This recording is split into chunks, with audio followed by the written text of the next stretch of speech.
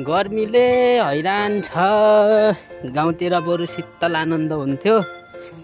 तलतिर यता घुम्न आएको के रे यस्तो हालत राम्रो त छ, मजा त लाग्छ, तर गर्मीले मजा भन्दा दोब्बर हानेछ है।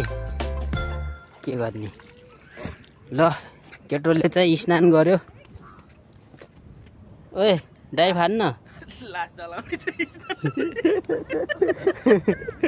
हाल्दे डाइभ।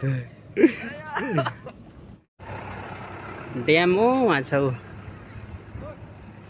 आमा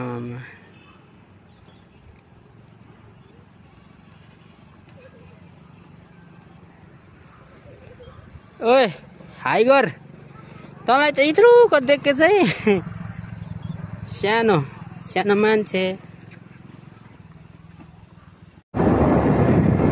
यतातिर चाहिँ मन्दिर छ भन्ने कुरो आछ। सिसाको भएको भन्छन्। खै के छ अरे। यतातिर घुम्न जाँदा राम्रो हुन्छ भनेर भन्दैछ। जाँदैछ हामी बाटोमा। ल मामा टिकटक गराइदिउँ। फिकी फिकी रात में मिठी मिठी बात में हरियो हरियो बुट्टा त कति राम्रो।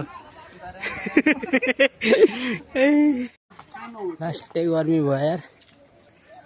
ए कोक हान्दिनु पर्यो।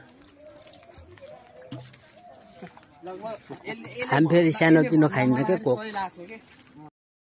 सिस्मल आइयो यहाँ रहेछ लास्टमा त।